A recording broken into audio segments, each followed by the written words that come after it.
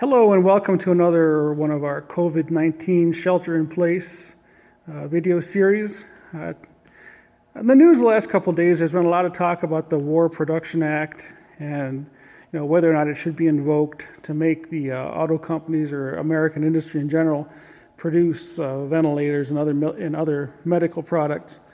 So it's, the whole industrial mobilization thing is kind of what our museum is about.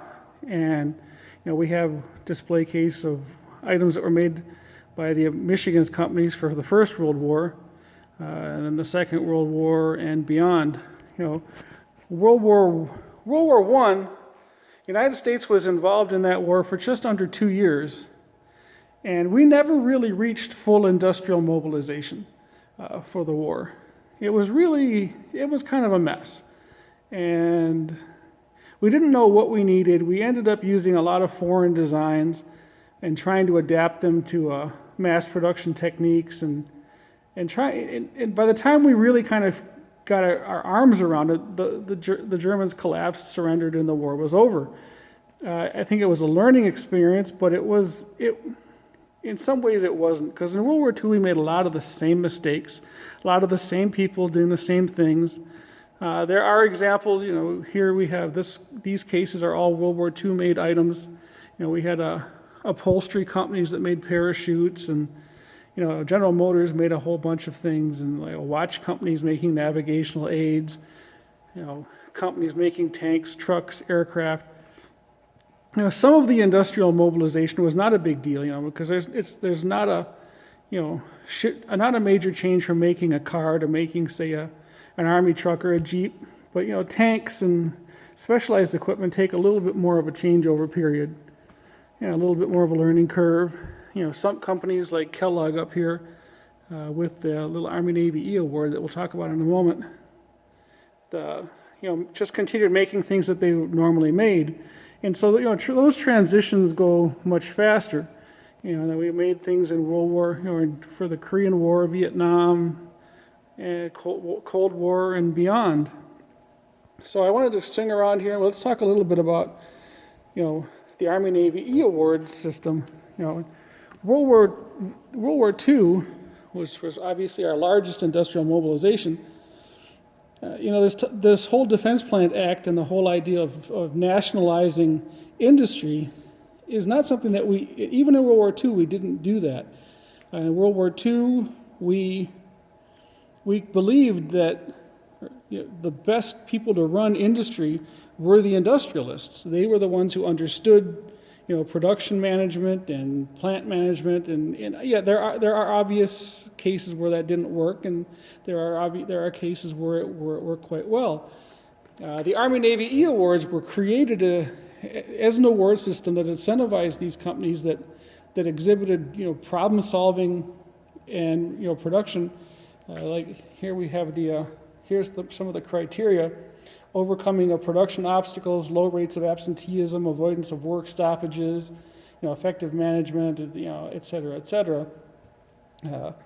There were only 4,283 companies that received the Army Navy E Award during the course of the war, which, if you consider the fact that virtually every company in this country was essentially mobilized for the war effort, it's a small percentage of it. It's approximately 5% of companies engaged in war work.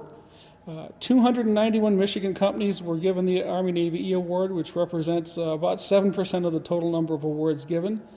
And you could get the award every 6 months. So for the period of the war, there was a possibility of earning 6 stars on your flag.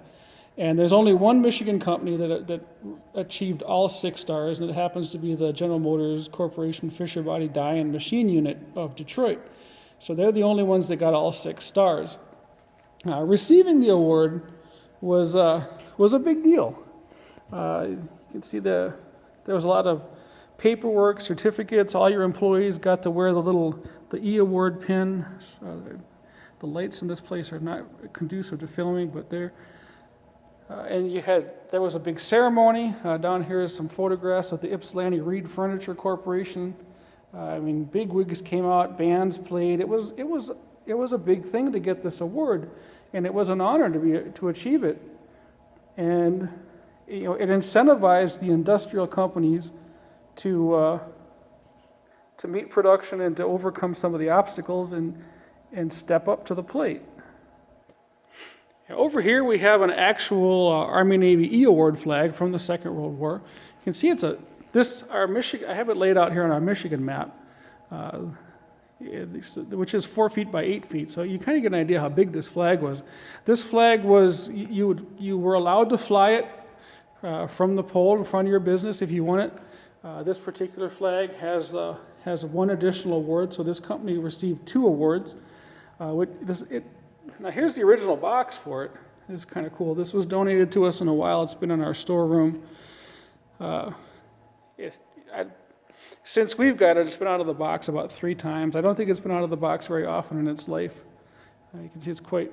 And this flag was awarded to the American Electrical Heating Company, or Heater Company of Detroit. Their building was located down, and it's near where Wayne State is now. The building is gone. I believe it is now the parking lot for the police substation for Wayne State University's campus. Just the other side of 94 from the main campus.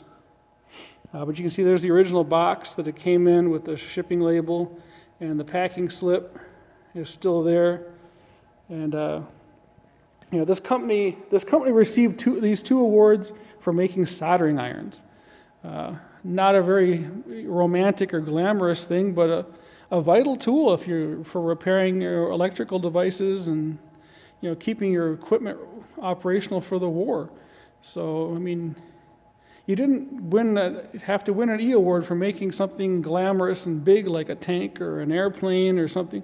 Even something like the lowly soldering iron was an important piece of equipment for the war, and this company obviously was very good at making soldering irons because they won 2 awards for it.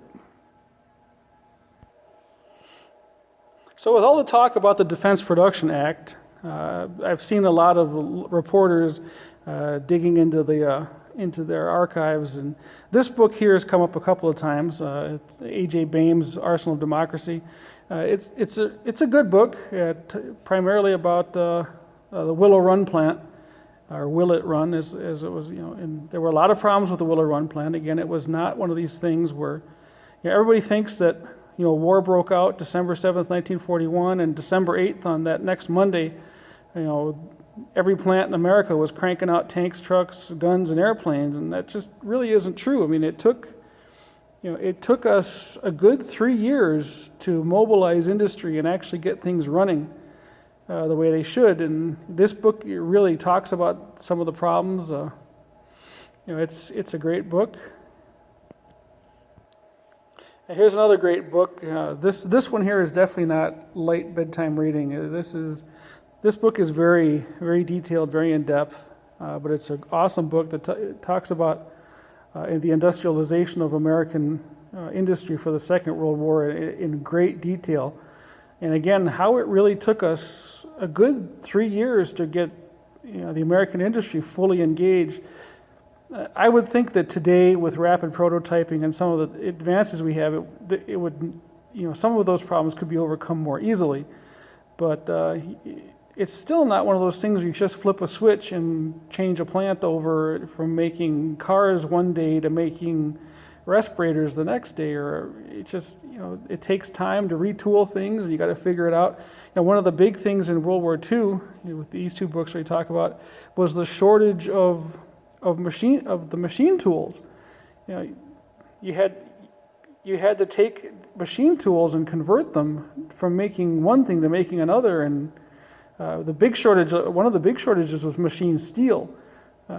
Hopefully, I don't know what the situation is today, but Freedom's Forge, another great book, Arthur Herman. This book talks more specifically about Henry Kaiser and William Knudsen, who was really heavily, he was a big roller. He worked for Ford, and then he was heavily involved in General Motors. And Wild Bill Knudsen, I think, is a great character, somebody really worth reading about.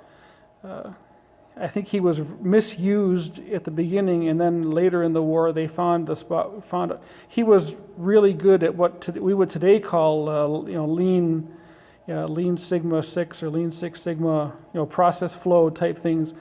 That was really, he was doing that kind of stuff before it had a fancy name, and that was really kind of where he came into to shine. I have to push Charles K. Hyde's book here, Arsenal Democracy. Professor Hyde was a longtime instructor at Wayne State University. Retired a few years ago. Great guy. It's a great book. And we talked over here a little bit about Knudsen. Knudsen was replaced by Donald M. Nelson, who really became the czar of war production for the World War II. He was given great powers by President Roosevelt, which he did not use, because again, he believed that the government should let industry run industry. And Donald Nelson, some historians are very mean to him, some historians like him. It's a real love-hates. I believe he was the right person in the right place at the right time. I think that is shown that he was equally hated by politicians and the corporate owners, the industrialists. So that tells you something about he was not afraid to make either side of the aisleway mad. This is his memoir that he wrote after the war. He was a household name at one time, but he's not anymore. But I think in these days and age, this would be a great book to find and read. His insights on it are quite interesting. So, while you all are, sheltered in place and at home, pick up your computer there, and you can order yourselves one of these books. And, rather than watching weird TV shows or whatnot, expand your minds and do some reading.